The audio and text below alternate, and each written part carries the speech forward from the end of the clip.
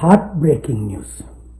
Visakhapatnam steel ప్లాంట్లో 8 మంది మసైపోవడం, 6 చికిత్స పొందడం, వారి కుటుంబాల కష్టాలు కన్నీరు చూసి దేవుణ్ణి ప్రార్థిస్తున్నాను.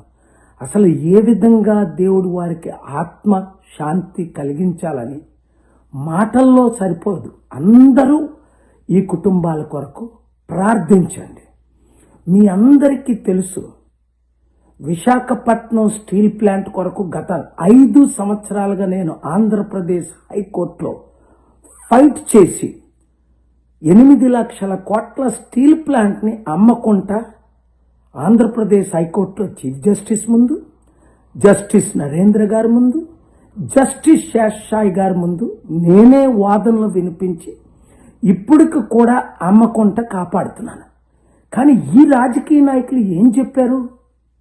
మేము విశాఖపట్నం స్టీల్ ప్లాంట్ని కాపాడుతాము, అభివృద్ధి చేస్తాము, అమ్మకుండా ఫైట్ చేస్తామన్న పవన్ కళ్యాణ్ ఏమయ్యాడు? ఈరోజు చంద్రబాబు నాయుడు గారు పెద్ద పెద్ద వాగ్దానాలు ఇచ్చాడు. అక్కడ ఉన్న ఎంపీ, వాళ్ళ బంధు విశాఖపట్నం ఎంపీ, ఆయన పేరు గుర్తులేదు, వీళ్ళందరూ ఏమయ్యారు? ఇప్పుడేమో స్టీల్ ప్లాంట్ మినిస్టర్ వచ్చి కుమారస్వామి టూర్లు చేస్తున్నాడు. ఏంటి ఈ పాపాన్ని దేవుడు క్షమిస్తాడా? ఇలాంటి ఘటన ఇంకొక దగ్గర ఏ దేశంలో అయినప్పటికీ రాజీనామా చేయకుండా ఉంటాడా? తక్షణమే స్టీల్ ప్లాంట్ కుమారస్వామి రాజీనామా చేయాలి.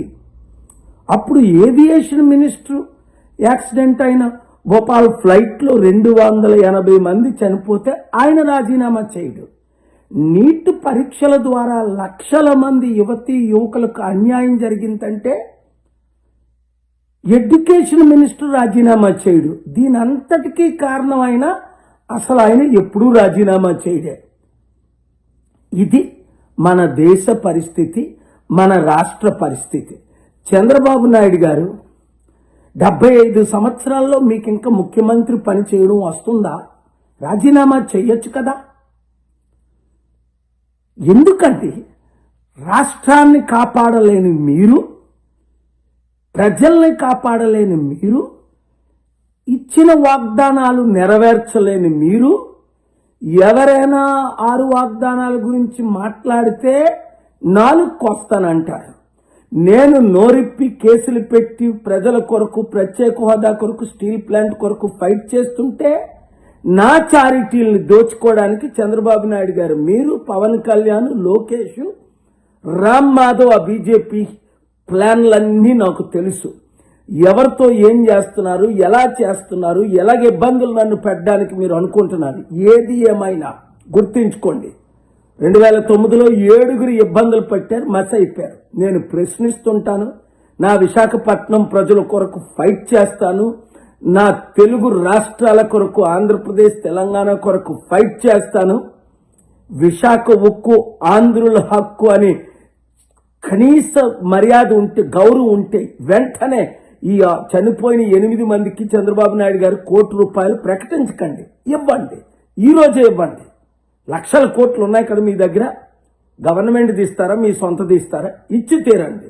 2, పవన్ కళ్యాణ్ న్యాయం చేయలేకపోతే, సెంట్రల్ గవర్నమెంట్ నుంచి ₹1 కోటి ఇప్పించలేకపోతే ఈ 8 మందికి, గాయపడిన వాళ్ళకి 50 లక్షలు వెంటనే రాజీనామా చేయాలి. రాష్ట్రాన్ని మేము బాగు చేసుకుంటాం. మీకంటే 1,00,000 రెట్లు తెలివైన వాళ్ళు ఉన్నారు. నా మాట వింటారు. రండి, సమిట్లు పెడదాం. ఇప్పుడైనా వస్తారా?